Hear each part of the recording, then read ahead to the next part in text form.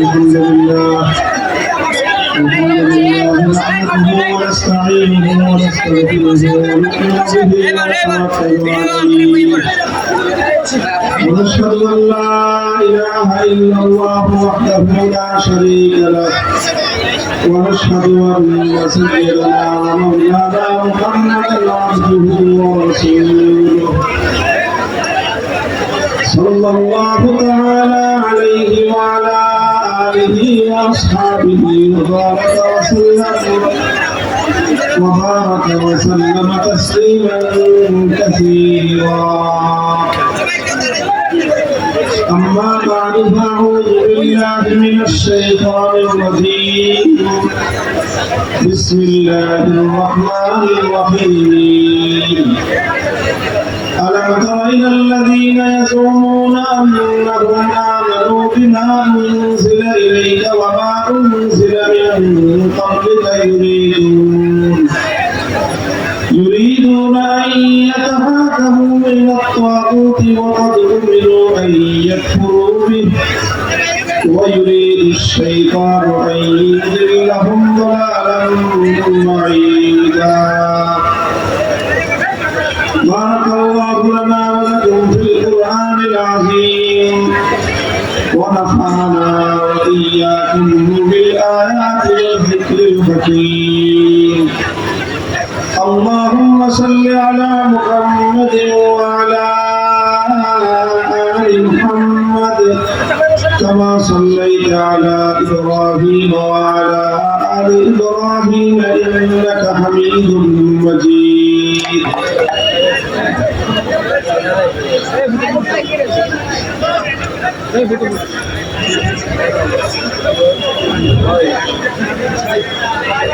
نهاية قابل احترام حضرت محترم صدر جلسہ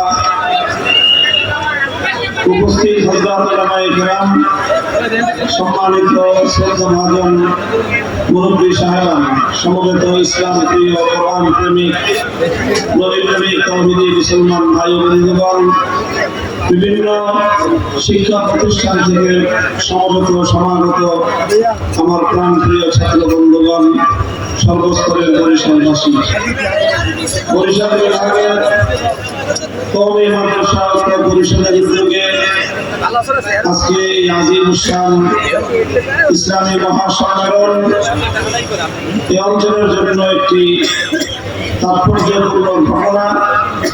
এই সম্মেলনের মাধ্যমে এই অঞ্চলের ওলামায়ে কেরাম একদিকে যেমনি ভাবে তাদের ঐক্যবদ্ধ একটি প্রয়াস জাতির সম্মুখে উপস্থাপন করতে সক্ষম হয়েছেন, ঠিক তদ্রুপ বর্তমান সমাজ, দেশ এবং রাষ্ট্রের কাছে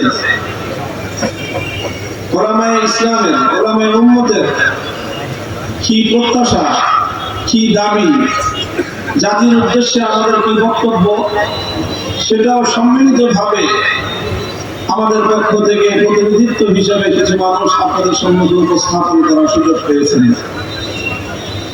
আপনারা যারা আমার বক্তব্য মাঝে মাঝে কখনো কখনো শুনবার সুযোগ হয়েছে বা শুনেছেন, আমি সাধারণত উলামায়ে কেরামের পক্ষ থেকে এই জাতির মুসলিম উম্মার পক্ষ থেকে বর্তমান বা চলমান সময়ে আমাদের যে কথাগুলো বলা উচিত বলে মনে করি, আমি উলামায়ে কেরামের পক্ষ থেকে, আমার ব্যক্তিগত পক্ষ থেকে নয়, বরং সকলের পক্ষ থেকে আমি প্রতিনিধি হিসেবে বক্তব্যগুলো উপস্থাপন করে থাকি। সেই জন্য আমি বিশেষভাবে মঞ্চে উপস্থিত বিভাগীয় শীর্ষ উলামায়ে কেরাম আছেন, তাদের প্রতি আমি প্রথমেই সবিনয় আরজ করব, আমার কোনো কথা যদি আপনাদের পক্ষ থেকে প্রতিনিধিত্বশীল বক্তব্য না হয়ে থাকে, অবশ্যই আপনারা সেই বিষয়ে আমার দৃষ্টি আকর্ষণ করবেন। আর যদি সেই বক্তব্যগুলো আমাদের সকলের সম্মিলিত কথা হয়ে থাকে, তাহলে এই কথাগুলো আমরা জাতির সামনে আরো ঘনিষ্ঠভাবে, আরো ঐক্যবদ্ধভাবে সামনের দিনে আমরা বলে চলবো ইনশাআল্লাহ। এখানে দেশের বরেণ্য উলামায়ে কেরাম আলোচনা করেছেন এবং আরো করবেন।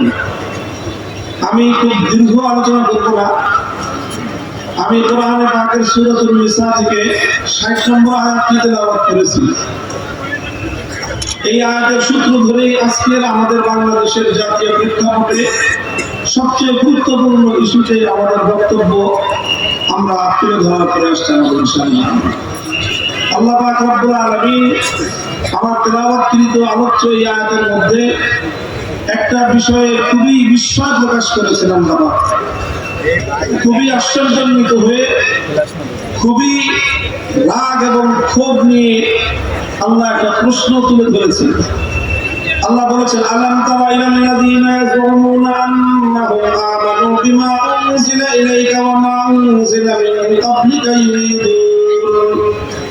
ইউরিদুনা আন ইয়াতাহাকামু ইলা আত-তাগুতি ওয়া ক্বাদ উমিরু আন ইয়াকফুরু বিহি। আল্লাহ বলেছেন যে তোমরা কি লক্ষ্য করো না যে কিছু মানুষ এমন রয়েছে ইয়াযুমুনা আন্নাহুম আমানু, তারা দাবি করে যে তারা ঈমানদার, অথচ ইউরিদুনা আন ইয়াতাহাকামু ইলা আত-তাগুত, তারা তাগুতের কাছে বিচার চাইতে চায়, তারা তাগুতের কাছে ফয়সালা চায়, তারা তাগুতের কাছে মীমাংসা চায়, সিদ্ধান্ত চায়।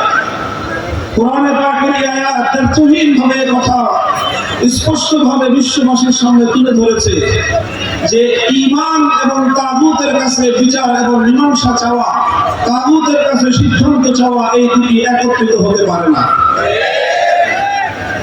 তুমি আল্লাহর উপরেও ঈমান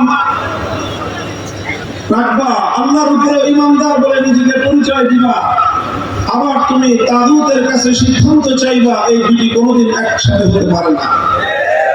আলো এবং অন্ধকার যেমন এক জায়গায় অবস্থান করতে পারে না, রাত এবং দিন যেমন একই সময়ে একত্রিত হতে পারে না, ঠিক তেমনি ভাবে ঈমান বিল্লাহ এবং ঈমান বিত-তাগুত, আল্লাহর উপর বিশ্বাস এবং তাগুতের উপর বিশ্বাস একত্রিত হতে পারে না। যে ব্যক্তি আল্লাহর উপর ঈমানদার হবে সে তাগুতকে অস্বীকার করবে, যে তাগুতকে বিশ্বাস করবে তার ঈমান আল্লাহর উপর মজবুত এবং ঈমান আল্লাহর উপর গ্রহণযোগ্য হতে পারে না। কোরআন স্পষ্ট বলে দিয়েছে, তাবাইয়ানা রুশদু মিনাল গাই, কোনটা সঠিক পথ কোনটা বিভ্রান্তি স্পষ্ট, দিবালোকের ন্যায় স্পষ্ট। ফামান ইয়াকফুর বিত-তাগুত ওয়া ইউমিন বিল্লাহ ফাকাদ ইসতামসাকা বিল-উরওয়াতিল ওয়াসতা, যে তাগুতকে অস্বীকার করবে, আল্লাহকে বিশ্বাস করবে, সেই কেবলমাত্র মুক্তির পথে থাকবে। মুহতারাম হাজিরিন, তাগুতের এই বিষয়, তাগুতের কাছে সিদ্ধান্ত চাওয়ার এই বিষয় এবং তাগুতের সিদ্ধান্ত মেনে জীবন পরিচালনা করবার এই বিষয়টা, এটা অত্যন্ত স্পর্শকাতর এবং মুসলিম জাতির ঈমান এবং ইসলামের সাথে ঘনিষ্ঠ সম্পৃক্ত একটা বিষয়। দুঃখ এবং পরিতাপের বিষয় হলো যে এই বিষয়টা আমরা অধিকাংশ ক্ষেত্রেই হয়তো পরিস্থিতির শিকার হয়ে অথবা নানা কারণে আমরা এটাকে এড়িয়ে যাই। আজ আমি বলতে চাই, পরিস্থিতি এবং প্রেক্ষাপট যা তৈরি হয়েছে, ঈমান বিল্লাহকে, এক আল্লাহর একত্ববাদ এবং ঈমানকে যেভাবে আমাদের ব্যর্থহীনভাবে জাতির সামনে তুলে ধরার সময় এসেছে, ঠিক তদ্রুপ তাগুতি ব্যবস্থাকে অস্বীকার করা, তাগুতি ব্যবস্থার বিরুদ্ধে চ্যালেঞ্জ ছুড়ে দেওয়ার সময় এসে গিয়েছে। এখনো যদি আমরা মন খুলে, প্রাণ খুলে, কণ্ঠ খুলে তাগুতের বিরুদ্ধে কথা বলতে না পারি, তাগুতের বিরুদ্ধে আমরা আমাদের অবস্থানকে স্পষ্ট ব্যক্ত করতে না পারি, তাহলে আর কোনোদিন আমরা আল্লাহর জমিনে তাওহীদে খালেস কায়েম করতে পারবো না। মুহতারাম হাজিরিন, আল্লাহর উপর ঈমান এবং তাগুতের উপর বিশ্বাস, এটা কখনো যেন একাকার হতে পারে না, এক জায়গায় জমা হতে পারে না। কারণ আল্লাহর সম্পূর্ণ প্রতিদ্বন্দ্বী হলো তাগুত। আল্লাহ এবং তাগুত পরস্পর প্রতিদ্বন্দ্বী। কোরআন বলে দিয়েছে, যারা ঈমানদার তারা আল্লাহর পথে, যারা তাগুতে বিশ্বাসী যারা কুফরের পথে। আল্লাযীনা আমানু ইউকাতিলুনা ফী সাবিলিল্লাহ ওয়াল্লাযীনা কাফারু ইউকাতিলুনা ফী সাবিলিত তাগুত।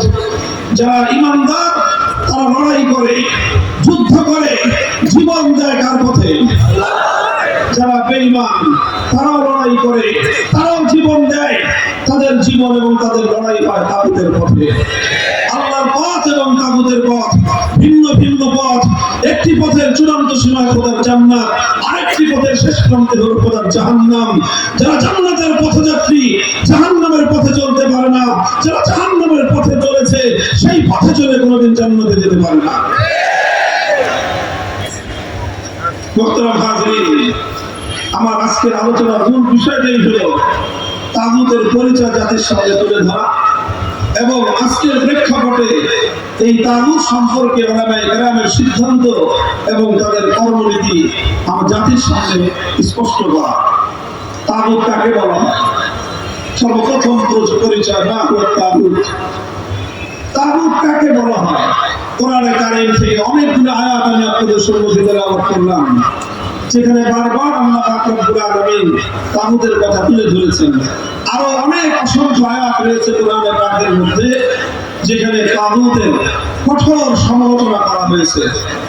এই জন্য কাদিমান ওয়া হাদিসান সেই প্রথম যুগ থেকে আজ পর্যন্ত যারা এই পবিত্র কোরআন নিয়ে আলোচনা করেছেন, কোরআনে কারীম তাফসীর করেছেন, লিখেছেন, তারা সকলেই কোরআনে পাকের এই আয়াতগুলো ব্যাখ্যা করতে গিয়ে তাদেরকে তাগুতের পরিচয় তুলে ধরতে হয়েছে, তাগুতের ডেফিনিশন করতে হয়েছে যে তাগুত বলতে কি বোঝায়। তো সকল মুফাসসির করেন, উলামায়ে উম্মতের সকল বক্তব্য যদি একত্রিত করা হয় তাহলে তাগুতের যে পরিচয় আমরা খুব সহজ ভাষায় বুঝতে পারি। সেটা হলো, প্রথম বুঝেন, আপনারা কি গায়রুল্লাহ বুঝেন?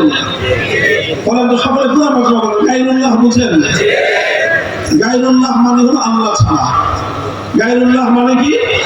আল্লাহ ছাড়া। এক করেন আল্লাহ, আর আল্লাহ ছাড়া মহাবিশ্বের মধ্যে যা আছে সবই কি? জোরে বলেন। আল্লাহ আছেন তার স্বমহিমায় আপন জায়গায়, আল্লাহ ছাড়া মহাবিশ্বের মধ্যে বাকি যা আছে সবই গায়রুল্লাহ। আল্লাহর জন্য একটা আসন নির্ধারিত আছে, আল্লাহর জন্য নির্ধারিত আসন রয়েছে। আল্লাহর সেই নির্ধারিত আসনে যদি কোনো গায়রুল্লাহকে বসানো হয় বা কোনো গায়রুল্লাহ যদি আল্লাহর আসনে বসে তাহলে সেই গায়রুল্লাহকেই বলা হয় তাগুত। খুব সহজ ভাষায় বললাম, মাদ্রাসার ছাত্ররা তাগুতের পরিচয় খুব ভালো করে বুঝলাম, কারণ এখন গোটা জাতির সামনে, বিশেষ করে জাতির তরুণ প্রজন্মের কাছে তাগুতের পরিচয় খুব পরিষ্কার ভাষায় তুলে ধরবার সময় এসেছে। স্কুল কলেজ ইউনিভার্সিটির ছেলেরা, স্কুল কলেজ ইউনিভার্সিটির আজকের তরুণ প্রজন্ম তারা তাওহীদ এবং শিরক সম্পর্কে জানার জন্য উদ্গ্রীব হয়ে আছে। তারা আমরা না বলার কারণে বিভিন্ন জায়গা থেকে তারা নিজেদের এই জ্ঞানের পিপাসা নিবারণ করছে, আর এই নিবারণ করতে গিয়ে অনেক জায়গায় তারা বিভ্রান্তির শিকার হচ্ছে। স্কুল কলেজে ব্যাপকভাবে সাধারণ শিক্ষা প্রতিষ্ঠানগুলো, প্রাইভেট এবং পাবলিক ইউনিভার্সিটির ছেলেরা মেয়েরা, স্টুডেন্ট ছাত্র ছাত্রীরা ব্যাপকভাবে তাওহীদ এবং শিরক নিয়ে তারা আলোচনা করছে, জ্ঞান অর্জন করার চেষ্টা করছে, জানবার চেষ্টা করছে, পড়বার চেষ্টা করছে এবং সেই আলোকে তারা তাদের আগামী দিনের পথ এবং করণীয় নির্ধারণ করার চেষ্টা করছে। এটা একদিকে জাতির জন্য খুবই একটি আশার দিক যে আজ যাদেরকে জাতির সমাজ ব্যবস্থা আল্লাহর দ্বীনের বিরুদ্ধে পরিচালিত করবার জন্য শিক্ষা ব্যবস্থা প্রণয়ন করে যাদেরকে ইসলাম বিদ্বেষী ধারায় পরিচালিত করার চেষ্টা করেছিল, সেই কুফরি শিক্ষা প্রতিষ্ঠানগুলো থেকে তাওহীদের সৈনিক তৈরি হচ্ছে। কাজে এই সময় তাওহীদ এবং শিরকের পার্থক্য, আল্লাহর পরিচয় এবং তাগুতের পরিচয় খুলে খুলে বর্ণনা করে দেওয়া উচিত। আমি আবার বলছি, তাগুত বলা হয় আল্লাহর আসনে যে গায়রুল্লাহ বসে, সে গায়রুল্লাহকে তাগুত বলা হয়। আরো পরিষ্কার ভাষায় বলতে গেলে আল্লাহ পাক রব্বুল আলামিনের জন্য যে বৈশিষ্ট্য নির্ধারিত, সেই বৈশিষ্ট্য যদি আল্লাহর জন্য যে সিফাত নির্ধারিত, সেই সিফাত যদি কোনো গায়রুল্লাহর জন্য সাব্যস্ত করা হয় তাহলে সেই গায়রুল্লাহকে তাগুত বলা হয়। যেমন সুনির্দিষ্ট দৃষ্টান্ত হিসেবে আমি বলি, আপনারা আমার প্রশ্নের জবাব দেন, খুব বেশি প্রশ্ন আমি করবো না। অল্প কয়েকটা প্রশ্ন করব, এরপরে আমি আমার আলোচনার যে মূল উদ্দেশ্য সেটা ব্যক্ত করব। সেটা হলো, আচ্ছা বলেন তো এই মহাবিশ্বের মধ্যে ইবাদতের হকদার একমাত্র কে? মহাবিশ্বের মধ্যে ইবাদতের মালিক একমাত্র কে? সুতরাং আল্লাহর জন্যই ইবাদত করতে হবে। সেই ইবাদত যদি আল্লাহর জন্য না করে কোন গায়রুল্লাহর জন্য করা হয়, তাহলে যেই গায়রুল্লাহ ইবাদত গ্রহণ করবে সেই গায়রুল্লাহকে বলা হয় তাগুত। তৎকালীন যুগে মানুষ আল্লাহকে বাদ দিয়ে যে সমস্ত দেব দেবতার পূজা করত, লাত, মানাত, উজ্জা, হুবাল, এই জাতীয় মূর্তিগুলোকে কোরআনে পাকের মধ্যে তাগুত বলে আখ্যায়িত করা হয়েছে। কারণ যে ইবাদত একমাত্র আল্লাহর প্রাপ্য, আল্লাহর সেই একমাত্র প্রাপ্য ইবাদত আল্লাহকে না দিয়ে যখন গায়রুল্লাহকে দেওয়া হলো, তখন সেই গায়রুল্লাহকে তাগুত সাব্যস্ত করা হলো। এটা সে যুগের কথা। আজকের যুগে হয়তো লাত, মানাত, উজ্জা, হুবাল নামক দেবতারা নাই। আজকের যুগে আছে দুর্গা, সরস্বতী, কালী ইত্যাদি বিভিন্ন নামের দেবতা। এই সমস্ত দেবতাগুলোকে যখন মানুষ পূজা করে, অথচ ইবাদতের একমাত্র মালিককে, যে ইবাদত এক আল্লাহর জন্য হওয়ার কথা ছিল, সেই ইবাদত যখন মানুষ আল্লাহর জন্য না করে দুর্গার জন্য করলো, তখন দুর্গা তাগুত হলো। আল্লাহর জন্য ইবাদত না করে মানুষ যখন কালীর পূজা করলো, তখন কালী তাগুত হলো। আল্লাহর জন্য ইবাদত না করে মানুষ যখন সরস্বতীর পূজা করলো, তখন সরস্বতী দুর্গা হলো, সরস্বতী তখন তাগুত হলো। আল্লাহর জন্য যে ইবাদত করার কথা, সেই ইবাদত আল্লাহর জন্য না করে যখন সূর্য অথবা আগুনের জন্য করা হলো, তখন ওই পরিস্থিতিতে, ওই প্রেক্ষাপটে সূর্য এবং আগুন এটা তাগুত হলো। এক কথায় যে ইবাদত এক আল্লাহর প্রাপ্য, সেই ইবাদত আল্লাহর জন্য না করে যদি গায়রুল্লাহর জন্য করা হয়, তো সেই গায়রুল্লাহই তাগুত হয়। এগুলো তো সব মরা মূর্তির কথা বললাম। এই যে দুর্গা, তারপরে সরস্বতী, কালী, এগুলো সব প্রাণহীন কিছু মূর্তি। এই প্রাণহীন মূর্তির জায়গায় কোন জীবন্ত মানুষকে বসিয়ে যদি সেই জীবন্ত মানুষের কেউ ইবাদত করে, সেই জীবন্ত মানুষকে যদি কেউ সাজদায় ইবাদত করে, তাহলে সেই জীবন্ত মানুষটাকেও বলা হবে তাগুত। মুহতারাম হাজিরিন, ইবাদত যেমন এক আল্লাহর জন্য নির্ধারিত, মহাবিশ্বের মধ্যে আল্লাহ পাক রব্বুল আলামিন ছাড়া অন্য কেউ একজন পরিমাণ ইবাদত করার মুস্তাহিক এবং হকদার নয়। ঠিক তেমনি ভাবে আল্লাহ পাক রব্বুল আলামিন যেমন একমাত্র ইবাদতের উপযুক্ত, এটাকে বলা হয় তাওহীদ ফিল ইবাদাহ। এটাকে কি বলা হয়? জোরে বলেন। এটাকে বলা হয় ইবাদতের তাওহীদ, এটাকে বলা হয় তাওহীদ ফিল মাবুদিয়াহ, এটাকেই বলা হয় তাওহীদ ফিল ইবাদাহ। ইবাদতের মধ্যে এক আল্লাহ পাক রব্বুল আলামিনের একত্ববাদকে বিশ্বাস না করলে একজন মানুষ যতই মুখে মুখে বলুক লা ইলাহা ইল্লাল্লাহ, এটা তার মুখের কথা হতে পারে, এটা তার অন্তরের বিশ্বাস হতে পারে না। লা ইলাহা ইল্লাল্লাহর অর্থ হলো ইবাদতের একমাত্র মালিককে। ঠিক তেমনি ভাবে ইবাদত যেমন একমাত্র আল্লাহর প্রাপ্য, কোন গায়রুল্লাহকে ইবাদত দেওয়া যায় না। ঠিক এরকম আল্লাহ পাকের আরেকটা তাওহীদ রয়েছে, যেই তাওহীদকে ওলামায়ে কেরাম বলেছেন তাওহীদ ফিল হাকিমিয়া। তাওহীদ ফিল হাকিমিয়ার অর্থ হলো এই আসমান এবং জমিনের মধ্যখানে গোটা এই সৃষ্টি জগতের মাঝে, মহাবিশ্বের মাঝে চূড়ান্তভাবে বিধান দেওয়ার ক্ষমতা একমাত্র কার? আর আসতে পারেন না, যুদ্ধ করতে হবে এই জিনিস নিয়ে, এখন মিলিয়ে গেছে। আসমান আর জমিনের মধ্যে চূড়ান্তভাবে আইন তৈরি করার ক্ষমতা একমাত্র কার? এই মহাবিশ্বের মধ্যে প্রশ্নহীন আইন তৈরি করবার ক্ষমতা কার? মহাবিশ্বের মধ্যে আনচ্যালেঞ্জেবল এই আইন তৈরি করার, আনচ্যালেঞ্জেবল এই বিধান তৈরি করবার একমাত্র অধিকার কার? এটাকেই বলা হয় তাওহীদ ফিল হাকিমিয়া। তুমি যেরকম একমাত্র আল্লাহকে মাবুদ বিশ্বাস করতে হবে, ঠিক তদ্রুপ আইন তৈরি করবা একচ্ছত্র চূড়ান্ত ক্ষমতা এর মালিক হলেন একমাত্র আল্লাহ। এটাও আল্লাহ পাকের তাওহীদের একটা অবিচ্ছেদ্য অংশ। যে ব্যক্তি তাওহীদ ফিল হাকিমিয়্যাহকে বিশ্বাস করবে না, আইন তৈরি করার ক্ষেত্রে আল্লাহর একত্ববাদকে বিশ্বাস করবে না, হাজার বার হজ করতে পারে, লক্ষ রাকাত নামাজ পড়তে পারে, তাহাজ্জুদের সময় উঠে প্রতিদিন জায় নামাজ খুঁজতে পারে, ঈমানদার হতে পারে। ভাই, ঈমানদার হওয়াটা সর্বপ্রথম ঈমানের প্রথম বুনিয়াদ হলো তাওহীদ। ঈমানের প্রথম বুনিয়াদ হলো তাওহীদ। তাওহীদ যদি ঠিক থাকে, তাওহীদের উপর নির্ভর করে রিসালাত, তাওহীদের উপর নির্ভর করে আখিরাত, তাওহীদের উপর নির্ভর করে ইসলামের ঈমানের সকল বিশ্বাসগুলো এবং আসলুল উসুল, সমস্ত বিশ্বাসের মূল বুনিয়াদ হলো তাওহীদ। এই যে বলতেছিলেন আমরা সবাই মিলে দফায় দিশায় বুঝুন যে দারুল উলুম দেওবন্দের মূল পরিচয়, দারুল উলুম দেওবন্দ প্রতিষ্ঠার প্রধান যে কথা ছিল, জাতির মধ্যে যে চার চেতনা সৃষ্টি করার মূল উদ্দেশ্য ছিল, তার প্রথম বুনিয়াদী কথা হলো তাওহীদে খালেস।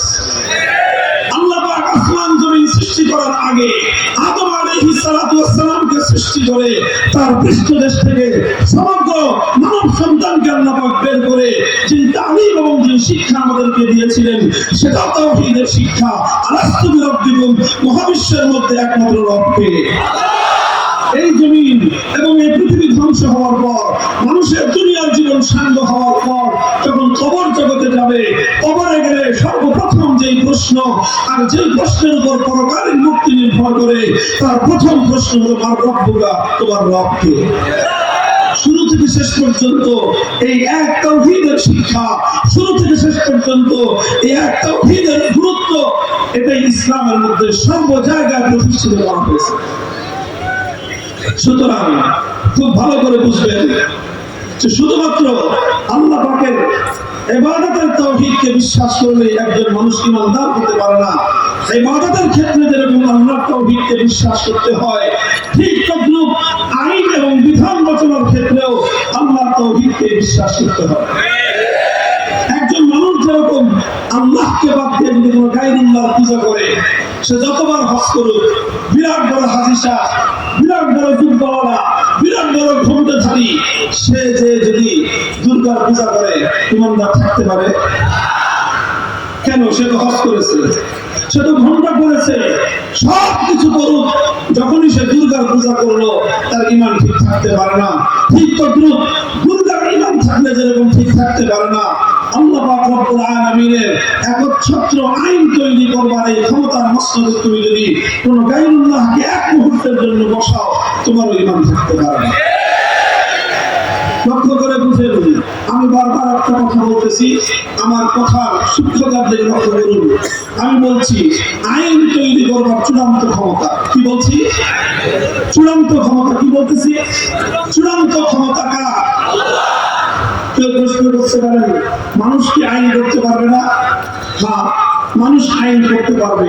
ইসলামের বিধান, মানুষেরও আইন এবং বিধান তৈরি করবার ক্ষমতা আছে, তবে মানুষের কোনো ক্ষমতা চূড়ান্ত ক্ষমতা নয়। মানুষের আইন তৈরি করবার ক্ষমতাটা চূড়ান্ত ক্ষমতা নয়, প্রশ্নহীন ক্ষমতা নয়, আনচ্যালেঞ্জেবল ক্ষমতা নয়, বরং এই ক্ষমতাটা একটা প্রকার। এটাকে যদি আমি রাষ্ট্রবিজ্ঞানের পরিভাষায় বলি, তাহলে বলা হয় সার্বভৌম ক্ষমতা, power of sovereignty. Power of sovereignty অর্থাৎ এমন ভাবে বিধান করার ক্ষমতা, যেই বিধানকে কেউ প্রশ্ন করতে পারবে না, যেই বিধান সম্পর্কে কোনো আঙ্গুল উত্তোলন করা যাবে না, যেই বিধানকে কেউ বাতিল করবার এখতিয়ার রাখে না, যেই বিধানের বিরুদ্ধে কোনো বিধান করবার অধিকার কারো নাই, এমন একচ্ছত্র আইন তৈরি করবার সার্বভৌম ক্ষমতার মালিক একমাত্র কে?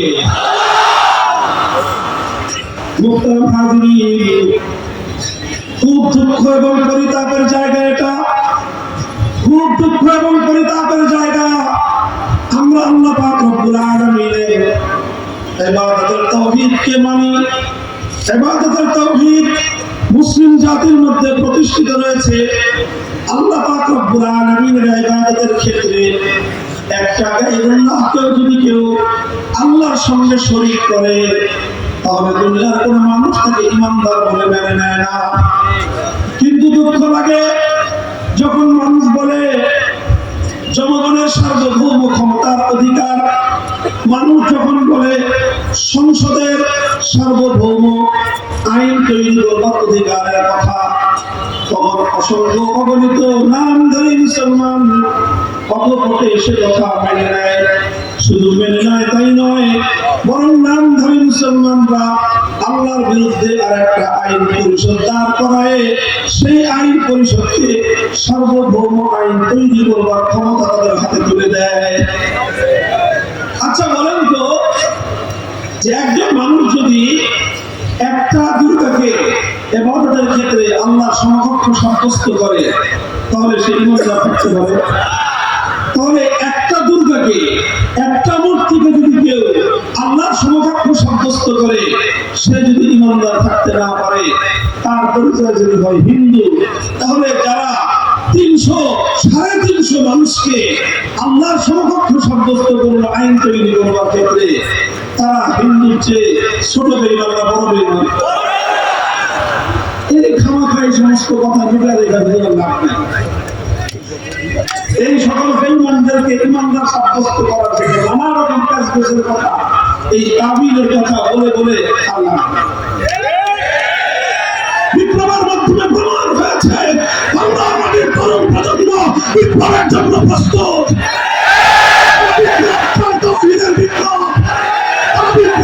মুক্তির বিরুদ্ধে বিপ্লব,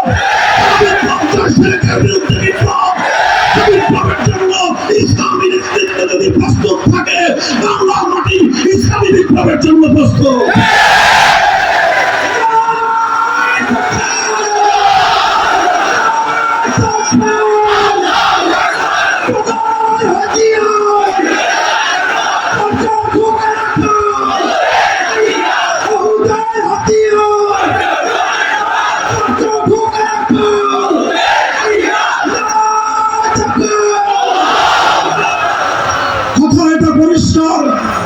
এমন ভাবে আইন তৈরি করা হবে যে আইনকে কেউ চ্যালেঞ্জ করতে পারবে না, এই অধিকার একমাত্র কার। সুতরাং আল্লাহর সেই অধিকারকে কেড়ে নিয়ে কোন রাজা বাদশা যদি সার্বভৌম আইন তৈরি করবার ক্ষমতা নিজের হাতে তুলে নেয়, সেই রাজা বাদশার নাম হবে তাগুত। আল্লাহর আইনের জায়গায় কোন রাষ্ট্রপতি যদি কোন আইন তৈরি করে, সেই রাষ্ট্রপতিকে বলা হবে তাগুত। আল্লাহর আইনের জায়গায় কোন প্রধানমন্ত্রী যদি বিকল্প আইন দেয়, সেই প্রধানমন্ত্রীকে বলা হবে তাগুত। আল্লাহর আইনের জায়গায় কোন মন্ত্রী পরিষদ যদি ভিন্ন কোন আইন অনুমোদন দেয়, সেই মন্ত্রী পরিষদকে বলা হবে তাগুত। আল্লাহর আইনের জায়গায় কোন বিচারপতি, কোন বিচারালয়, কোন সুপ্রিম কোর্ট, কোন হাইকোর্ট, কোন আদালত যদি আল্লাহর আইনের বিকল্প আইন দেয়, সেই আদালতকে বলা হবে তাগুত। আল্লাহর আইনের জায়গায় কোন আইন পরিষদ, কোন সংসদ আইন তৈরি করে, সেই সংসদকে বলা হবে তাগুত।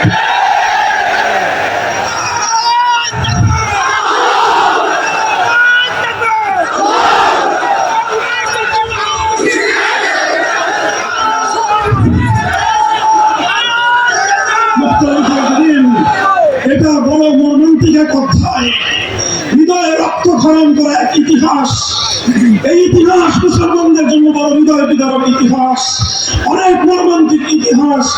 মুসলিম জাতির মধ্যে এভাবে আল্লাহর তাওহীদের হাকিমিয়তকে অস্বীকার করে মুসলিম সমাজকে, মানব সমাজকে মানুষের বানানো আইনের দ্বারা শাসন করা, এই শিরকি এবং এই কুফরি অভিশাপ মুসলিম সমাজের মধ্যে খায়রুল কুরুনের মধ্যে ছিল না। খেলাফতের যুগে ছিল না, খেলাফতে রাশেদের যুগে ছিল না, খেলাফতে বনু উমাইয়ার যুগে ছিল না, খেলাফতে বনু আব্বাসিয়ার যুগে এটা কল্পনাও করা যেতে পারত না যে কোনো মানুষ আল্লাহর আইনের পরিবর্তে আইন তৈরি করে সেই আইনের দ্বারা মুসলিম সমাজকে শাসন করতে পারে। এটা কল্পনাও করা যেত না। সর্বপ্রথম মুসলিম জাতির মধ্যে এই অভিশাপ, সর্বপ্রথম এই অভিশপ্ত ধারা যারা চালু করলো, তাদের পরিচয় তারা তাতারি ছিল। এই মঙ্গোলিয়ান তাতারিরা যখন মুসলমানদের খেলাফতের মার্কাজ বাগদাদকে ধ্বংস করলো, গোটা বাগদাদ এবং ইরাককে ধ্বংসস্তূপে, লাশের স্তূপে পরিণত করে তার উপর তাতারি সাম্রাজ্য কায়েম করলো এবং গোটা মুসলিম বিশ্বের বিশাল অঞ্চল তাদের সাম্রাজ্যের অন্তর্ভুক্ত করলো। এই সর্বপ্রথম তাতারিরা তাদের প্রধান নেতা চেঙ্গিস খানের প্রবর্তিত একটা আইন গ্রন্থ ছিল, যেটার নাম ইতিহাসের মধ্যে তফসিরে কিতাবের মধ্যে লেখা হয় আসেফ এই ইয়াসাক নামক মানব রচিত আইনের দ্বারা এই সর্বপ্রথম তাতারিরা মুসলিম জাহানকে এবং মুসলিম জাতিকে তার শাসন করতে আরম্ভ করলো। এই অভিশাপ যখন তারা শুরু করলো, মুসলমানদের ওলামায়ে কেরাম, মুসলমানদের একত্ববাদে বিশ্বাসী ইমানদাররা এক মুহূর্তের জন্য এই অভিশপ্ত ধারাকে তারা মেনে নেয়নি, বরং এই ধারা পরিবর্তন করার জন্য লড়াই করেছে, সংগ্রাম করেছে। যুগের শ্রেষ্ঠ ওলামায়ে কেরাম অন্য সকল কাজকে পিছনে ফেলে এই তাগুতি শাসন ব্যবস্থাকে উৎখাত করে আবার আল্লাহর আইনের দ্বারা আল্লাহর জমিনকে শাসিত করা, সেই পবিত্র ধারায় ফিরিয়ে আনবার জন্য অনেক ত্যাগ স্বীকার করেছে, রক্ত দিয়েছে, জীবন দিয়েছে, শাহাদাতের রক্ত প্রবাহিত করেছে। বছরের পর বছর বারবার তারা কারারুদ্ধ হয়েছেন। যুগের শ্রেষ্ঠ ইমাম শাইখুল ইসলাম ইবনে তাইমিয়া রাহমাতুল্লাহি আলাইহি ৬ বার কারাগারে বন্দী হয়েছেন, কিন্তু তাগুতি শাসন ব্যবস্থার সঙ্গে আপোষ করেন না। এই রক্তের বিনিময়ে, অসংখ্য অযুত প্রাণের বিনিময়ে, বহু শাহাদাতের বিনিময়ে এক সময় এই মঙ্গলদেরকে পরাজিত করা হয়, তাদেরকে পরাস্ত করে খেলাফতের ধারা ফিরিয়ে আনা হয়। আর মুসলমানদের এই অটুট এবং অবিচল ঈমানের সামনে আত্মসমর্পণ করে অনেক তাতারীরা নিজেরাই স্বেচ্ছায় ইসলাম গ্রহণ করে এবং তারা মুসলমানদের সঙ্গে একাকার হয়ে যায়। আবার মুসলমানদের সমাজে আল্লাহর আইনের দ্বারা সমাজ শাসিত হওয়ার সেই পবিত্র ধারা ফিরে আসে। এভাবেই চলেছে শত শত বছর, হাজার হাজার বছর, একেবারে খেলাফতে ওসমানিয়ার শেষ মুহূর্ত পর্যন্ত মুসলিম জাহানে আইনের উৎস ছিল কোরআন সুন্নাহ। আইন ছিল, আইনের সার্বভৌম ক্ষমতা ছিল একমাত্র কার হাতে। এরপরে শুরু হলো মুসলমানদের উপর পশ্চিমা বিশ্বের আগ্রাসন। 18 শতকের মাঝামাঝি সময়ে 1757 সালে আমাদের এই পাক ভারত উপমহাদেশ মুসলমানদের কাছ থেকে কেড়ে নিল ইংরেজরা। ব্রিটিশ সাম্রাজ্যবাদ কায়েম হলো। মুসলমানদের বিশাল আফ্রিকা অঞ্চল জুড়ে ফ্রান্সের সাম্রাজ্যবাদ কায়েম হলো, ইতালির সাম্রাজ্যবাদ কায়েম হলো। এই তিনটি সাম্রাজ্যবাদী শক্তি, ইতালি, ফ্রান্স এবং ব্রিটিশ, এক কথা ইউরোপিয়ান পশ্চিমা ইসলাম বিদ্বেষী গোষ্ঠী মুসলমানদের দেশগুলোকে দখল করে সবচেয়ে কঠিন যে ব্যবস্থাটি তারা নিল, সেটা হলো মুসলমানদের দেশ থেকে আল্লাহর আইনকে উৎখাত করে ব্রিটিশ প্রবর্তিত, সাম্রাজ্যবাদ প্রবর্তিত আইনের দ্বারা তারা জনগণকে শাসন করতে শুরু করে। তারা কিন্তু মুসলমানদেরকে নামাজ পড়তে বাধা দেয় নাই, মসজিদগুলো ঠিক ছিল, মুসলমানদেরকে হজ করতে বাধা দেয় নাই। তারা হজের জন্য জাহাজ পাঠাতো পবিত্র জেদ্দাহ মক্কা নগরীতে, সব ঠিক ছিল। তারা মুসলমানরা নামাজ পড়তো, রোজা রাখতো, হজ করতো, যাকাত দিত। মুসলমানদের মসজিদ ছিল, আযান ছিল, সব ছিল। সব থাকা সত্ত্বেও শাহ আব্দুল আজিজ মুহাদ্দিস দেহলভী রাহমাতুল্লাহি আলাইহি ফতোয়া দিলেন, সংখ্যায় মুসলমান যতই হোক, মুসলমানদের সংখ্যার দ্বারা ইসলাম সংখ্যার উপর নির্ভর করে না। ইসলাম সংখ্যার উপর ভিত্তি করে বিধান দেয় না। ইসলামের বিধান হলো এই, যেই জমিনে আল্লাহর আইনের দ্বারা জনগণ শাসিত হবে সেই জমিনকে বলা হয় দারুল ইসলাম, আর যেই জমিনে গায়রুল্লাহর আইন দ্বারা শাসিত হবে সেই জমিনকে বলা হয় দারুল হারব। সুতরাং ভারতবর্ষে যেহেতু আল্লাহর আইনকে উৎখাত করে ব্রিটিশ প্রবর্তিত মানব রচিত আইনের দ্বারা দেশ শাসন শুরু হয়েছে, সুতরাং এটা এখন দারুল ইসলাম নাই, এটা দারুল হারব অর্থাৎ শত্রু কবলিত দেশে পরিণত হয়েছে। সুতরাং ফতোয়া হলো আবার এই মুসলিম এই এলাকাকে, মুসলিম এই জনপদকে আবার দারুল ইসলামে পরিণত করার জন্য জিহাদ করা, লড়াই করা, সংগ্রাম করা প্রতিটি মুসলমানের জন্য ফরজে আইন। এই ফতোয়া জারি করে শাহ আব্দুল আজিজ মুহাদ্দিস দেহলভী রাহমাতুল্লাহি আলাইহি তিনি ইংরেজদের বিরুদ্ধে জিহাদের ডাক দিয়েছিলেন। একদিকে শুরু হলো মানব রচিত আইনের দ্বারা এলাকা শাসন করা, মুসলিম জাতিকে শাসন করা। বিপরীত দিয়ে শুরু হলো শাহ আব্দুল আজিজ রাহমাতুল্লাহি আলাইহির ফতোয়ার এই উত্তরাধিকার ধারণ করে ওলামায়ে কেরামের পক্ষ থেকে মানব রচিত আইনের বিরুদ্ধে লড়াই এবং সংগ্রামের এক শাহাদাতের ধারা। 1831 সালে বালাকোটের রণাঙ্গনে সৈয়দ আহমদ শহীদ রাহমাতুল্লাহি আলাইহি লড়াই করলেন, যুদ্ধ করলেন। আল্লাহর জমিনে আবার আল্লাহর আইনের দ্বারা মানুষকে শাসন করবার সেই সোনালী ধারা ফিরিয়ে আনবার জন্য লড়াই হলো, যুদ্ধ হলো, সংগ্রাম হলো, অসম লড়াই ছিল। ক্ষুদ্র একটা শক্তি একটা বৃহৎ শক্তির সাথে লড়াই করলো। এই লড়াইয়ে সৈয়দ আহমদ রহমতুল্লাহ আলাইহি শাহাদাত বরণ করলেন, রক্ত দিলেন, জীবন দিলেন। ওনার একান্ত শিষ্য ভক্তরা রক্ত দিল, জীবন দিল। কিন্তু তারা ইংরেজদের বিরুদ্ধে হয়তো বাহ্যিকভাবে যুদ্ধে লড়াই করতে পারে নাই, কিন্তু এক মুহূর্তের জন্য আল্লাহর আইনের বিরুদ্ধে কোন গায়রুল্লাহর সার্বভৌম ক্ষমতার আইনকে তারা মেনে নেন নাই। শহীদ হয়ে গিয়েছেন তারা, কিন্তু জিহাদের দাওয়াল নিভে যায়নি। শহীদ হয়ে গিয়েছেন, জিহাদের ধারা বন্ধ হয়ে যায়নি। চলতে চলতে আবার 1857 সালে সাইয়্যিদুত তায়েফা হাজী ইমদাদুল্লাহ মুহাজির মক্কি রাহমাতুল্লাহ আলাইহি আবার সংগঠিত করলেন, আবার লড়াইয়ের জন্য তৈরি হলেন। তিনি আবার শুধু যুদ্ধ নয়, শুধু জিহাদ নয়, শুধু সংগ্রাম নয়, হাজী ইমদাদুল্লাহ মুহাজির মক্কি রাহমাতুল্লাহ আলাইহি যেই কাজ করেছিলেন লক্ষ্য করে শুনুন। তিনি একটা খিলাফত ঘোষণা করলেন। তিনি সেই বিশাল ভূখণ্ড থেকে ব্রিটিশের আইনকে উৎখাত ঘোষণা করে আল্লাহর আইন কার্যকর করলেন। কারণ তিনি একটা খেলাফত ঘোষণা করে, যেই খেলাফতের দারুল মামলাকা রাজধানী ছিল থানা ভবন, যেখানে থানবী রহমতুল্লাহ আলাইহির জন্মস্থান, সেখানে হাজী সাহেব রহমতুল্লাহ আলাইহির খানকা ছিল। সেই থানা ভবনকে কেন্দ্র করে একটা ইসলামী রাষ্ট্র, ইসলামী খেলাফত ঘোষণা করলেন। সেই খেলাফতের আমিরুল মুমিনিন ছিলেন হাজী ইমদাদুল্লাহ মুহাজির মক্কি রাহমাতুল্লাহ আলাইহি। সেই খেলাফতের সালারে আজম প্রধান সেনাপতি ছিলেন হাফেজ জামিন শহীদ রাহমাতুল্লাহ আলাইহি। তার কাজী কুযাত প্রধান বিচারপতি ছিলেন রশিদ আহমদ গাঙ্গুহি রাহমাতুল্লাহ আলাইহি। তার ওয়াজির আলা প্রধানমন্ত্রী ছিলেন হুজ্জাতুল ইসলাম কাসিম নানভী রাহমাতুল্লাহ আলাইহি। আমরা শুধু হাজী সাহেব রহমতুল্লাহ আলাইহি মনে করি সাইয়্যিদুত তায়েফা, আমরা শুধু বলি উনি সব পীরদের পীর ছিলেন। হ্যাঁ, অবশ্যই অস্বীকার করার কোনো উপায় নাই যে হাজী সাহেব রহমতুল্লাহ আলাইহি রশিদ আহমদ গাঙ্গুহির পীর ছিলেন, হাজী সাহেব রহমতুল্লাহ আলাইহি শাইখুল হিন্দের পীর ছিলেন, হাজী সাহেব রহমতুল্লাহ আলাইহি আশরাফ আলী থানভী রহমতুল্লাহ আলাইহির পীর ছিলেন, হাজী সাহেব রহমতুল্লাহ আলাইহি কাসিম নানভীর পীর ছিলেন। সকলের পীর যেমন ছিলেন, এটা যেমন তার পরিচয় তিনি সাইয়্যিদুত তায়েফা, সঙ্গে সঙ্গে এটাও তার পরিচয় তিনি এই ভূখণ্ডের আমিরুল মুমিনিন ছিলেন। আজ আমরা এমন পীর চাই, এমন আলেম চাই যারা আল্লাহর জমিনে আমার আল্লাহর আইনকে ফিরিয়ে আনার জন্য, আল্লাহর জমিনে মানব রচিত আইনকে উৎখাত করার হিম্মত নিয়ে জাতিকে নেতৃত্ব দেবে। ইনশাআল্লাহ হাজী ইমদাদুল্লাহ মুহাজির মক্কির সন্তানরা সেই কাজ করবে ইনশাআল্লাহ। মুহতারাম হাজির, আমি যেই কথাটা বলার জন্য ইতিহাসের ধারা টানছি, 1857 সালের শামিলি জনগণে জিহাদ করে ওনারা টিকতে পারলেন না। হাফেজ জামিন রহমতুল্লাহ আলাইহি শহীদ হলেন।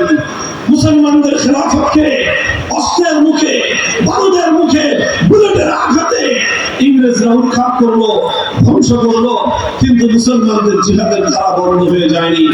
1857 সালে থানা ভবনের খেলাফতকে তারা উচ্ছেদ করলো।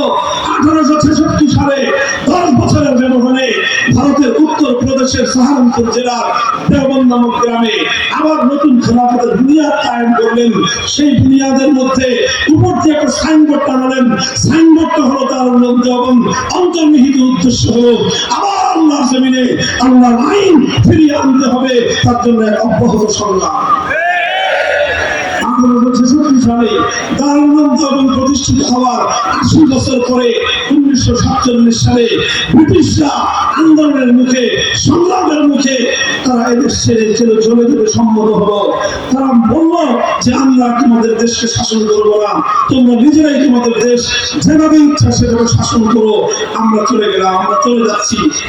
যখন দেশটা স্বাধীন হবে এই প্রশ্ন আসলো, তখন এই দেশে দুই জাতির বসবাস ছিল। এক জাতি হলো হিন্দু জাতি, আর এক হলো মুসলিম জাতি। অন্যান্য আরো সম্প্রদায় ছিল, তবে তারা প্রধান দুই সম্প্রদায়ের সমবর্তন ছিল না। হিন্দু এবং মুসলিম দুই জাতির বসবাস ছিল ভারতবর্ষে। তখন মুসলমানদের সামনে প্রশ্ন ছিল যে এই ভারতবর্ষে হিন্দু আর মুসলিম যদি গণনা করা হয়, হিন্দুদের সংখ্যা মুসলমানদের তুলনায় বেশি, মুসলমানদের সংখ্যা হিন্দুদের তুলনায় কম। বর্তমান পৃথিবী গণতন্ত্রের পৃথিবী, এই জায়গায় যদি আমরা হিন্দুদের সঙ্গে একসঙ্গে যোগদান করি, গণতন্ত্রের মাঠ পেছে হিন্দুদের শাসন ক্ষমতার অধীনে আমাদের থাকতে হবে। আমরা আর কোনোদিনও আল্লাহর জন্য আল্লাহর আইন ফিরিয়ে আনতে পারবো না। এজন্য মুসলমানরা সিদ্ধান্ত গ্রহণ করলো, রাষ্ট্র আমাদের ছোট হতে পারে, অথবা রাষ্ট্রের আমাদের দরকার নাই। অর্থনৈতিক উন্নতি আমাদের কম হতে পারে, অত উন্নত অর্থনৈতিক প্রয়োজন আমাদের নাই। সামরিক শক্তি আমাদের কম হতে পারে, এত কিছুর প্রয়োজন আমাদের নাই। আমাদের একটা জিনিসের প্রয়োজন, যেটা যে কোনো মূল্যে আমাদেরকে অর্জন করতে হবে, সেটা হলো আমরা আবার আল্লাহর জমিনে আল্লাহর বিধান দ্বারা শাসিত হতে চাই। এই আমার উঠলো গোটা ভারতবর্ষের মুসলমানদের মধ্যে। আপনারা আশ্চর্যান্বিত হবেন, আর এদেশের মুসলমানের পরবর্তী প্রজন্ম আমরা গৌরব বোধ করি আমাদের পূর্বপুরুষদের জন্য, আমরা অহংকার করি আমাদের সেই বাধ্যতাদেরকে নিয়ে, যারা এই গোটা ভারতবর্ষের মধ্যে যেই জনপদের মুসলমানরা আল্লাহর জমিনে ইসলামী হুকুমত কায়েম করার জন্য সবচেয়ে বেশি রক্ত দিয়েছে, সবচেয়ে বেশি জীবন দিয়েছে, সবচেয়ে বেশি সংগ্রাম করেছে, সবচেয়ে বেশি ত্যাগের কোরবানি স্বীকার করেছে, সবচেয়ে বেশি স্যাক্রিফাইস করেছে, সেটা সেই পাকিস্তানের সীমান্ত প্রদেশের মুসলমান নয়, সেটা পাকিস্তানের বেলুচিস্তানের মুসলমান নয়, সেটা সেই পাঞ্জাবের মুসলমান নয়, অন্য পশ্চিম পাকিস্তানের করাচি, লাহোর, রাওয়ালপিন্ডির মুসলমান নয়, বরং তাদের সকলের চেয়ে সবচেয়ে বেশি জীবন আর রক্ত দিয়েছে, ত্যাগ স্বীকার করেছে এই বাংলার মুসলিম সমাজ। দুঃখ লাগে, আফসোস লাগে, আমাদের ইতিহাস, এই বাংলার মুসলমানদের ইতিহাস দরদ মাখা ইতিহাস, এই বাংলার মুসলমানদের ইতিহাস রক্ত দিয়ে ভেজা ইতিহাস, চোখের অস্ত্রতে ভেজানো ইতিহাস, আমাদের পূর্বপুরুষদের সাথে বারবার গাদ্দারিয়ার বিশ্বাসঘাতকতা করার ইতিহাস। আমরা, আমাদের বাড়ির কাছে ছিল কলকাতা, আমাদের বাড়ির কাছে ছিল দিল্লি, আমাদের চারিপাশে ছিল ভারত। আমাদের মুসলমান পূর্বপুরুষরা সিদ্ধান্ত নিল যে না, এই বিশাল ভারতের অংশ হওয়ার প্রয়োজন আমাদের নাই, বাড়ির কাছের কলকাতার সঙ্গে গাঁটছড়া বাঁধার কোনো প্রয়োজন আমাদের নাই, বাড়ির কাছের দিল্লির সঙ্গে আমরা একত্রিত থাকবো না, বরং আমরা এই ভারতকে লাথি মেরে 2000 কিলোমিটার দূরের পশ্চিম পাকিস্তানিদের সঙ্গে হাতে হাত রাখলাম। শুধু একটা কারণে, ওরাও মুসলমান, আমরাও মুসলমান, দাবি ছিল একটাই, হুকুমত হবে নিজামে ইসলাম, দাবি ছিল একটাই, আল্লাহর জমিনে কায়েম হবে করণী সংবিধান। 1947 সালের ইতিহাস এটাই। ইতিহাস পড়ুন, দেখবেন পশ্চিম পাকিস্তানিরা আল্লাহর জমিনে আল্লাহর হুকুমত কায়েমের জন্য, ইসলামী রাষ্ট্র প্রতিষ্ঠার জন্য যতটুকু ত্যাগ গোটা পশ্চিম পাকিস্তানের 5 প্রদেশ মিলে করেছে, 5 প্রদেশের ত্যাগকে এক পাল্লা রাখেন, শুধু এই বঙ্গ এলাকার 1 প্রদেশের মুসলমানদের ত্যাগ আর কোরবানি আরেক পাল্লা রাখেন, আল্লাহর কসম খেয়ে বলতে পারি পশ্চিম পাকিস্তানের 5 প্রদেশের ত্যাগের কোরবানির চেয়ে আমাদের এক বাংলাদেশের মুসলমানদের ত্যাগের কোরবানির পাল্লা ভারী হয়ে যাচ্ছে। এই ছিল আমাদের পূর্বপুরুষ কাজী শরীয়তুল্লাহ রহমাতুল্লাহ আলাইহির অবদান, এটা ছিল আমাদের পূর্বপুরুষদের আন্দোলন, শামসুল হক ফরিদপুর রহমাতুল্লাহ আলাইহির অবদান, মাওলানা আখাউড়ি রহমাতুল্লাহ আলাইহির অবদান, হাফিজ হুজুর রহমাতুল্লাহ আলাইহির অবদান, খতিব আজম সিদ্দিক রহমাতুল্লাহ আলাইহির অবদান। এই বাংলার মুসলিম জাতির নেতৃত্বের উলামায়ে কেরামের কারণেই এদেশের মুসলমানরা এভাবে পার্শ্ববর্তী ভারতকে ডিঙ্গিয়ে, পার্শ্ববর্তী ভারতকে বৃদ্ধাঙ্গুলি দেখিয়ে কত দূরবর্তী একটা সম্প্রদায়ের সঙ্গে শুধুমাত্র ইসলামী আদর্শ বাস্তবায়নের স্বপ্ন নিয়ে ঐক্যবদ্ধ হয়ে পাকিস্তান গঠন করেছিলেন। এরপর ইতিহাস, এরপর ইতিহাস হৃদয় রক্তক্ষরণের ইতিহাস, এরপর ইতিহাস দুঃখ এবং করুণ ইতিহাস। এই দীর্ঘ সময়ে পশ্চিম পাকিস্তানিরা বারবার শুধুমাত্র আমাদের সঙ্গে গাদ্দারি করেছে। আমাদের উলামায়ে কেরাম, আমাদের ইসলামী নেতৃত্ব বারবার তাদেরকে বলেছেন, অঙ্গীকার পুরা করেন। ঘোষণা ছিল, জাতির সঙ্গে ওয়াদা ছিল, মুসলমানদের জন্য আলাদা ভূখণ্ড হবে, আর সেই ভূখণ্ডের আইন এবং শাসন ব্যবস্থা হবে কোরআনী শাসন ব্যবস্থা।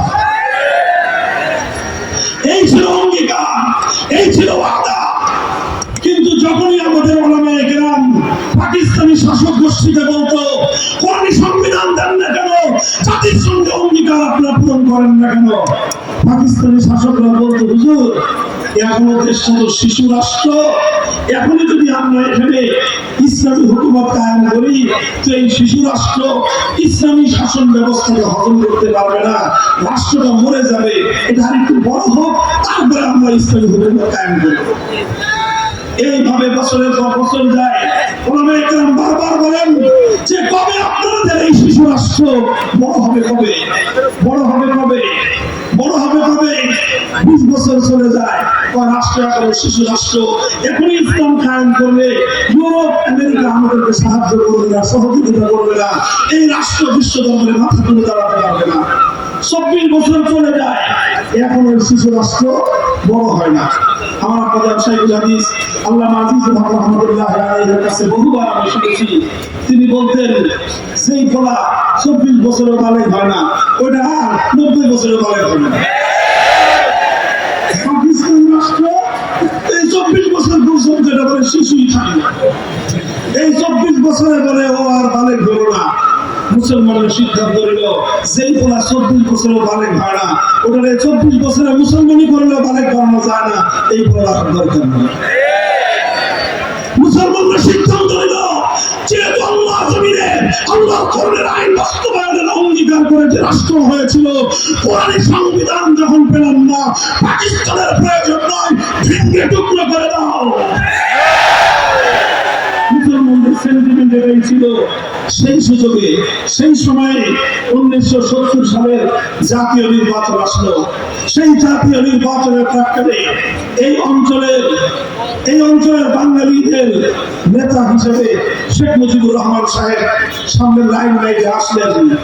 লাইমলাইটে এসে তিনি তার জীবনের সবচেয়ে বড় কল্যাণময় কাজটা করলেন। কি কাজ? তিনি বললেন, যদি আমরা 70-এর এই নির্বাচনে বিজয়ী হতে পারি, আমরা যদি সরকার গঠন করতে পারি, তাহলে আমাদের এই দেশে শেখ মুজিবুর রহমান সাহেব 70-এর জাতীয় নির্বাচনে গোটা বাংলাদেশের মানুষের সঙ্গে অঙ্গীকার করলেন, আমরা যদি বিজয়ী হতে পারি, কোরআন সুন্নাহ বিরোধী কোনো আইন করব না। এই ছিল বঙ্গবন্ধু শেখ মুজিবুর রহমান সাহেবের পুরো রাজনৈতিক জীবনের ইতিহাসে সবচেয়ে বড় কল্যাণময় কাজ। তিনি এই ঘোষণা দিলেন, এদেশের মুসলমানরা তার এই ঘোষণাকে স্বাগত জানালো। ভাই, এটা আমার কোনো কথা নয়, বাংলাদেশের ইতিহাস করেন, বাংলাদেশের ইতিহাস আওয়ামী লীগের অফিস করাইছে, ইতিহাস তো বলে দেয়, শত শত ইতিহাস গ্রন্থ আছে, তোমাদের বাড়িতে আছে, ঘরে আছে। এই সমস্ত ইতিহাস পড়েন। 70-এর জাতীয় নির্বাচনে আওয়ামী লীগের ম্যানিফেস্টো কি ছিল, ইশতেহার কি ছিল, দেখেন সেখানে এই কথা ছিল কোরআন সুন্নাহ বিরোধী কোনো আইন করা হবে না। এরপরে কি দেখলাম আমরা? তিনি বিজয়ী হলেন। এদেশের মানুষ অভূতপূর্ব ম্যান্ডেট দিল শেখ মুজিবুর রহমান সাহেবকে। তিনি নিরঙ্কুশ সংখ্যাগরিষ্ঠতা পেয়ে বিজয়ী হলেন। পশ্চিম পাকিস্তানিরা ক্ষমতা হস্তান্তর না করে 25শে মার্চ ভয়াল কালো রাতে এদেশের মানুষের উপর বর্বর হত্যাযজ্ঞ পরিচালনা করলো। 26শে মার্চ স্বাধীনতার ঘোষণা হলো। 1971-এর 26শে মার্চ থেকে 16ই ডিসেম্বর পর্যন্ত স্বাধীনতার সংগ্রামের পর, রক্তক্ষয়ী মুক্তিযুদ্ধের পর বাংলাদেশ স্বাধীন হলো। এই স্বাধীনতার পূর্ণ সময়টাই শেখ মুজিবুর রহমান সাহেব পশ্চিম পাকিস্তানিদের কাছে আবদ্ধ ছিলেন, আপ্যায়িত ছিলেন, আবদ্ধ ছিলেন এবং আপ্যায়িত ছিলেন। এরপরে যখন বাংলাদেশ স্বাধীন হলো, তারা ওনাকে মুক্ত করে দিলেন। উনি মুক্ত হয়ে লন্ডন গেলেন। শ্রীমতী ইন্দিরা গান্ধীর সঙ্গে ওনার গল্প সল্প হলো, আলাপ আয়োজন হলো। সব কিছু হওয়ার পর শ্রীমতী ইন্দিরা গান্ধী ভারতের তৎকালীন প্রধানমন্ত্রী একটা ছোট্ট চিরকুট শেখ মুজিবুর রহমান সাহেবের মুজিব কোরের পকেটে ঢুকিয়ে দিলেন। শেখ মুজিবুর রহমান সাহেব বাংলাদেশে আসলেন। স্বাধীনতার পরবর্তী 72-এর শুরুতেই অভূতপূর্ব এই জাতির একটা অবিসংবাদিত নেতা হিসেবে তার আবির্ভাব হয়েছিল। এ জাতি তাকে বরণ করে নিয়েছিল। কিন্তু 72-এর কয়েক মাস যেতে না যেতেই তিনি যে কাজটা করলেন, সেটা হলো 70-এর নির্বাচনের আগে জাতির সঙ্গে কৃত সেই অঙ্গীকার তিনি সরাসরি ভঙ্গ করলেন। সেই ওয়াদা তিনি গাদ্দারি করলেন।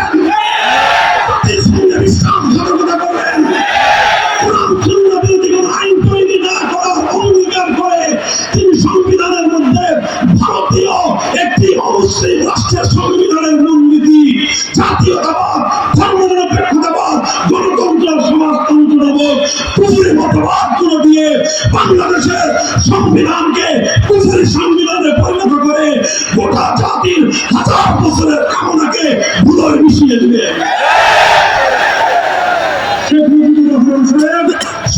নির্বাচন লাগে যেই কল্যাণের কাজটা করেছিলেন ৭২ এসে নিজ হাতে তিনি সেই কল্যাণের কবর রচনা করলেন।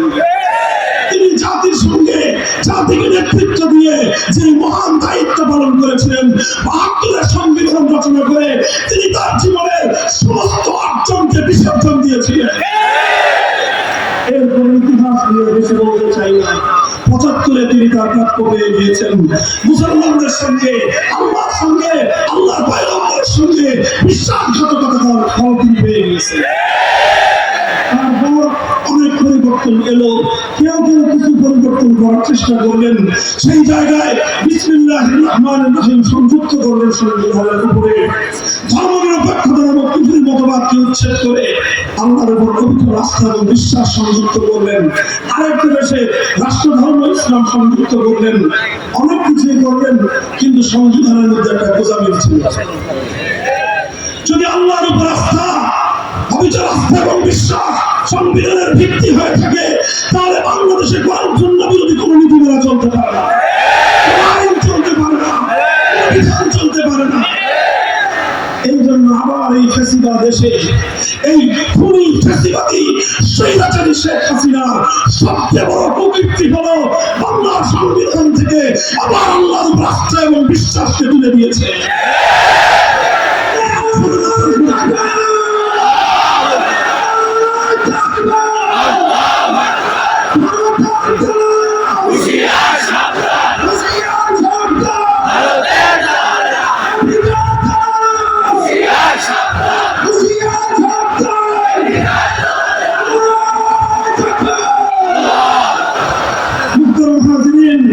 এই সংবিধানের মধ্যে সংসদকে জনগণকে এবং জনগণের প্রতিনিধি হিসেবে জাতীয় সংসদকে সেই ক্ষমতা দেওয়া হয়েছে যেই ক্ষমতা একমাত্র আল্লাহর জন্য নির্ধারিত। আবার শুনেন, প্রচলিত ৭২ প্রণীত শেখ মুজিবুর রহমানের বানানো এই সংবিধানের মধ্যে জনগণের ম্যান্ডেট নিয়ে জাতীয় সংসদের সদস্যদেরকে সেই ক্ষমতা দেওয়া হয়েছে যেই ক্ষমতা একমাত্র আল্লাহর।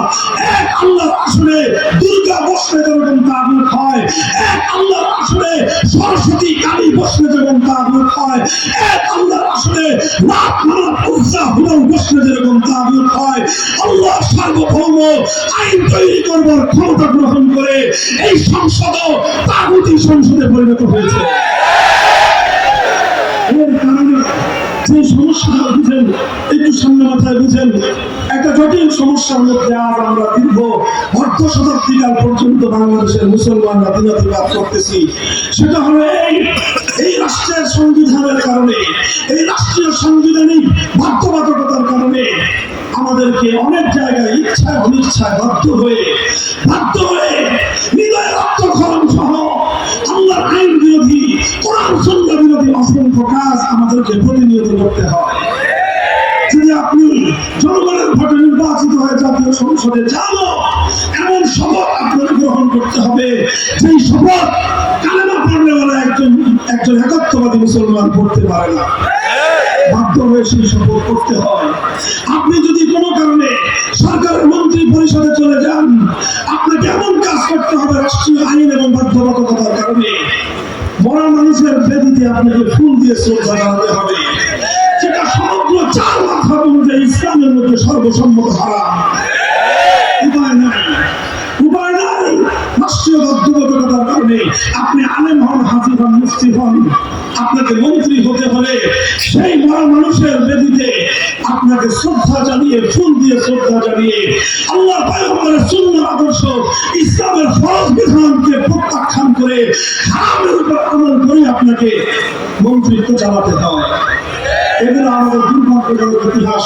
আরো অনেক কাজ হয়েছে যেগুলো শুধুমাত্র একটা কারণে আমরা করতে বাধ্য হই, সেটা হলো আমাদের সংবিধানের মধ্যে এক আল্লাহর ক্ষমতাকে ভাগ করে ৩০০ 50 জন এমপির মধ্যে ভাগ করে দেওয়া হয়েছে। সেই পবিত্র বাইতুল্লাহ নগরে মক্কার কুরাইশের বেঈমানরা এক আল্লাহর জায়গায় 360 খোদা বসিয়েছিল। আর আমার দেশে, শাহজালালের দেশে, শাহপরানের দেশে, শাহজাহানের দেশে, হাজী শরীয়তুল্লাহর দেশে এক আল্লাহর জায়গায় 350 খোদা সংসদে বসানো আসন তৈরি করে।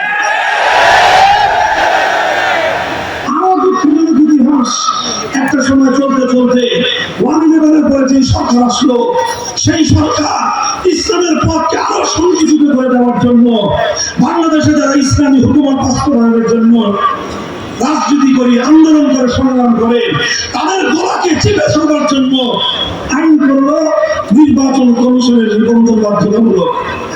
নির্বাচন কমিশনের নিবন্ধন বাধ্যতামূলক হওয়ার কারণে যারা ইসলামী রাজনীতি করে তাদের জন্য দুনিয়াটা আরো সংকীর্ণ হয়ে গেল।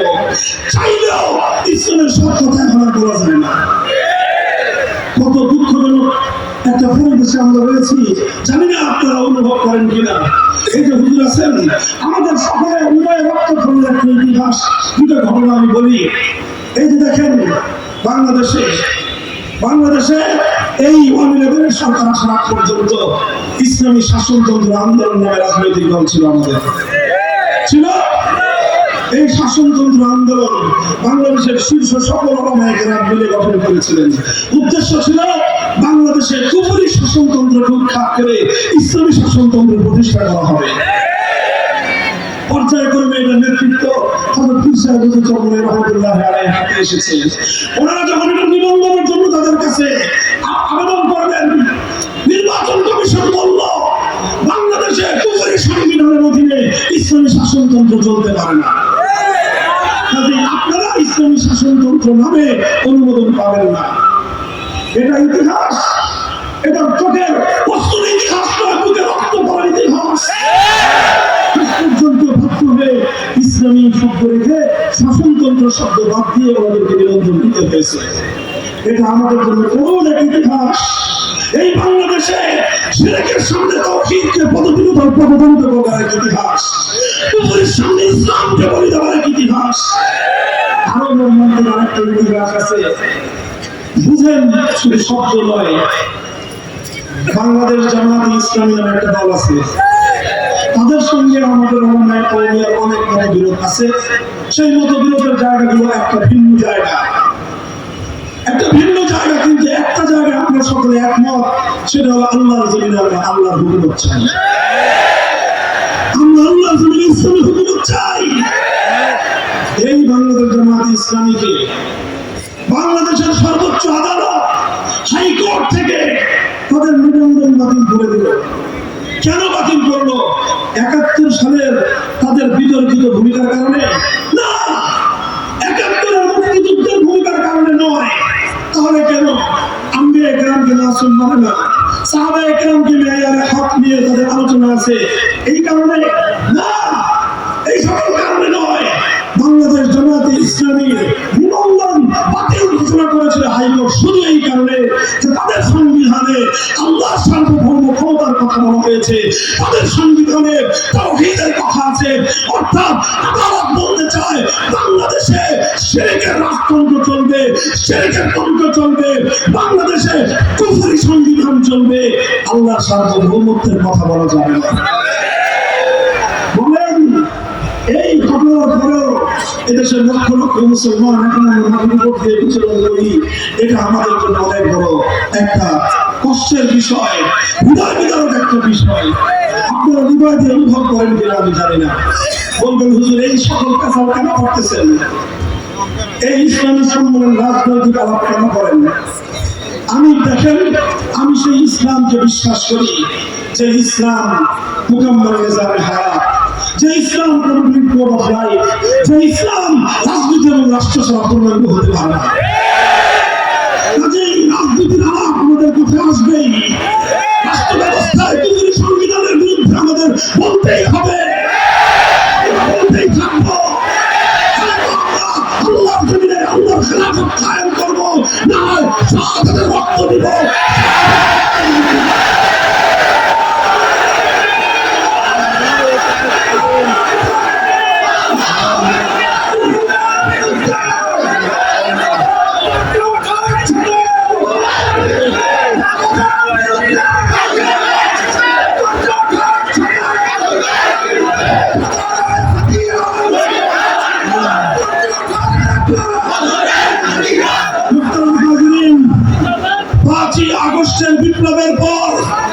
আজ বাংলাদেশে এক নতুন প্রেক্ষাপট তৈরি হয়েছে, কথা বলেন ঠিক না বেঠিক? আমার যুব এবং তরুণ প্রজন্ম রক্ত দিয়ে যে স্বাধীনতা এনেছে, সেই স্বাধীনতার তাৎপর্য উপলব্ধি করতে হবে। সেই স্বাধীনতার অন্যতম তাৎপর্য 5ই আগস্টের বিপ্লবের অন্যতম পদক্ষেপ ছিল টেকনাফ থেকে তেতুলিয়া গোটা বাংলাদেশকে শিরকের মূর্তি থেকে, শিরকের প্রতি মূর্তি থেকে মুক্ত করা। শুধু এই মূর্তি খেদায়ে, শুধু মরা মূর্তি খেদায়ে তাওহীদের বিজয় আসবে না। হ্যাঁ, মরা মূর্তি যেভাবে আমরা বিতাড়িত করেছি, জিন্দা মূর্তিও বিতাড়িত করতে হবে। বাংলাদেশের সকল ক্ষেত্রে, জাতীয় ক্ষেত্রে সবচেয়ে আলোচিত ইস্যু হলো সংবিধান সংস্কার। সংবিধান সংস্কার, সংবিধান সংস্কার। আমরা স্পষ্ট ভাষায় আমাদের দাবি তুলতে চাই।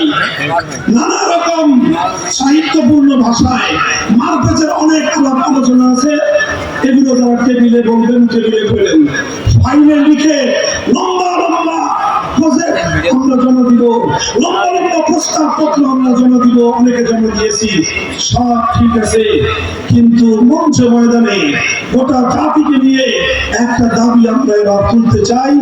সেই দাবি হলো, আমাদের সংবিধানের এই সকল কুফরি ধারাগুলোর কারণে বাধ্য হয়েও আমাদের ওলামায়ে কেরামকে, ইসলাম প্রিয় জনতাকে নানা সময়ে ইসলাম বিরোধী অনেক কার্যকলাপ বাধ্য হয়ে করতে হয়। আমরা এই অভিশপ্ত ধারায় থাকতে চাই না। আমরা চাই এবার আমাদের সংবিধানে একটা সংশোধনী আসবে, আর সেই সংশোধনীটা শব্দ যাই হোক, তার মর্মার্থ এটাই হবে, যদি বাংলার মাটিতে সংবিধানে কোরআন সুন্নাহ বিরোধী কোন আইন থাকে, কোরআন সুন্নাহ বিরোধী কোন ধারা থাকে, কোরআন সুন্নাহ বিরোধী কোন নীতিমালা থাকে, কোরআন সুন্নাহ বিরোধী সকল আইন, সকল নীতি, সকল বিধান বাতিল বলে গণ্য হবে।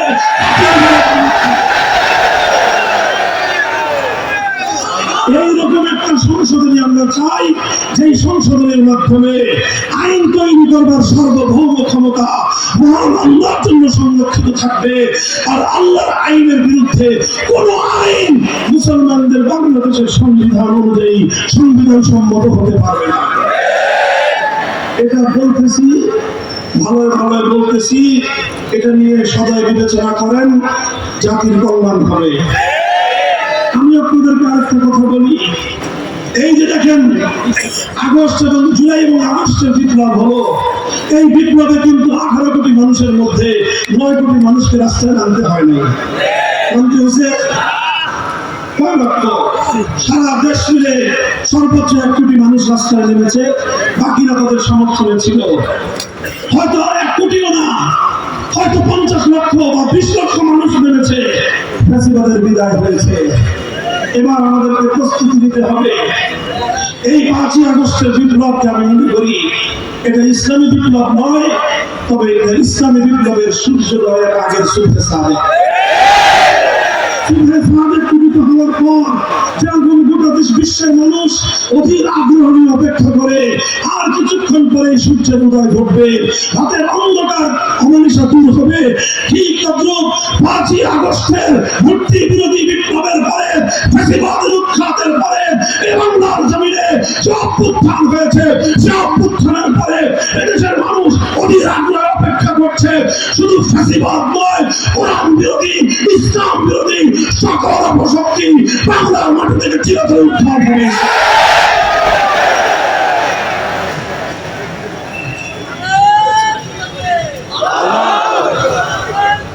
বিপ্লবের জন্য প্রস্তুত আছেন? প্রস্তুতি দেন ইনশাআল্লাহ। সম্ভাবনা, এক নতুন সম্ভাবনার দুয়ার উন্মোচিত হয়েছে। শুধু মাদ্রাসার ছেলেরা নয়, মাদ্রাসার ছাত্র রিজার্ভ ফোর্স,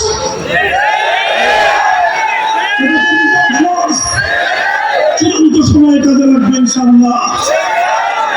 স্কুলের ছেলেরা, কলেজ ইউনিভার্সিটির ছেলেরা তাওহীদকে ধারণ করার জন্য প্রস্তুত হয়ে আছে।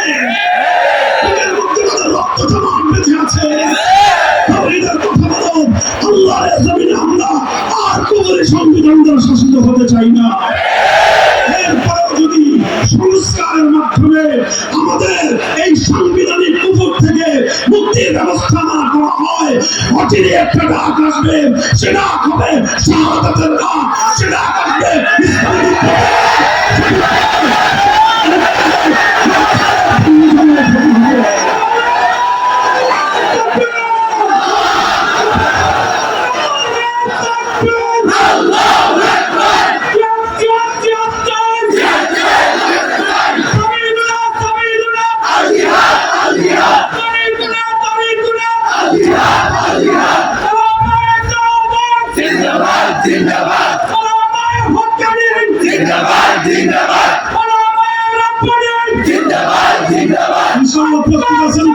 ইসলামের প্রস্তুত থাকেন। কি হবে?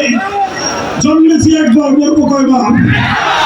আরে শহীদ আবু সাঈদ বুক কেটে দিল, সালিমের বুলেটের সামনে বুলেট আঘাত করলো, তার প্রাণ প্রদীপ নিভে গেল, কিন্তু আবু সাঈদ মরে যায় না। আবু সাঈদ মরে না, বরং জীবন দিয়েছে, জীবনের দ্বারা সে অমর হয়ে আছে। যদি একটা ফ্যাসিবাদের বিরুদ্ধে জীবন দিয়ে যদি সে অমর হতে পারে, আলহামদুলিল্লাহ, আবু সাঈদের কবরের পাশে ইসলামের মার্কাজ প্রতিষ্ঠিত হচ্ছে। ওনাদের উম্মত সে দায়িত্ব পালন করছেন। ইনশাআল্লাহ এভাবে 2000 তাজা রক্তের বিনিময়ে যেভাবে বাংলার মাটি থেকে নব্য গৌরববিন্দুকে উৎখাত করা হয়েছে, আবার যদি আমরা প্রস্তুত হয়ে আরেকবার মাঠে নামতে পারি, শাহজালালের সোনার বাংলা গড়ে উঠবে ইনশাআল্লাহ। জমায়েত হওয়ার জন্য প্রস্তুত হও, নিজেদেরকে সব দিক থেকে প্রস্তুত করো, গোটা জাতিকে নেতৃত্ব দেওয়ার যোগ্যতা অর্জন করো, জাতির সঙ্গে একাকার হয়ে মিশে যাওয়ার সেই যোগ্যতা অর্জন করো। ইনশাআল্লাহ আগস্ট বিপ্লবে যেরকম নিজেদের সমস্ত দেয়ালগুলো গড়িয়ে দিয়ে স্কুল কলেজ ইউনিভার্সিটির মাদ্রাসার ছাত্ররা এক কাতারে দাঁড়িয়ে গিয়েছিলেন চূড়ান্ত ইসলামী বিপ্লবের জন্য, গোটা বাংলার মাটি থেকে এভাবেই আল্লাহ দিনের সৈনিকেরা আবার রাজপথে নেমে আসবে। ইনশাআল্লাহ আগামী বাংলাদেশ হবে ইসলামের বাংলাদেশ, বাংলাদেশ হবে খেলাফতের বাংলাদেশ। সেজন্য আমাদেরকে প্রথমে হাতের অন্ধকারে চোখগ্রস্ত দিতে হবে, দিনের বেলায় পরিশ্রম করে ঘাম ছড়াতে হবে। এর রক্ত এই চোখের অস্ত্র আর ঘাম যখন জমাট পাবে, সেখানে থেকে রক্ত তৈরি হবে, আর সেই রক্তের নজরানা দিয়ে শাহাদাতের বিনিময়ে লক্ষ কোটি প্রাণের প্রয়োজন হলে লক্ষ কোটি প্রাণ দিয়ে হলেও পূর্বপুরুষদের আমানত পবিত্র এই জনপদে আল্লাহর দ্বীনের কায়েম শাসন ব্যবস্থা, খেলাফতের শাসন ব্যবস্থা কায়েম করে ছাড়বে ইনশাআল্লাহ।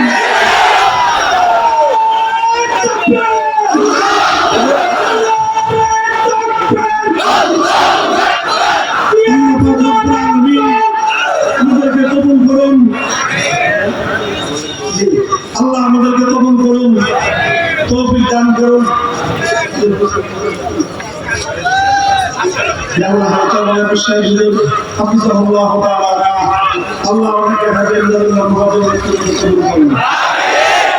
ইনশাআল্লাহ আমরা হাতে হাত রাখতেছি, আপনারা প্রস্তুত হন।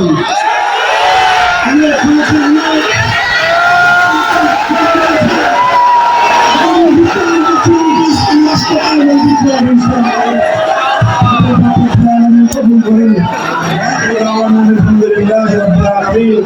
আসসালামু আলাইকুম।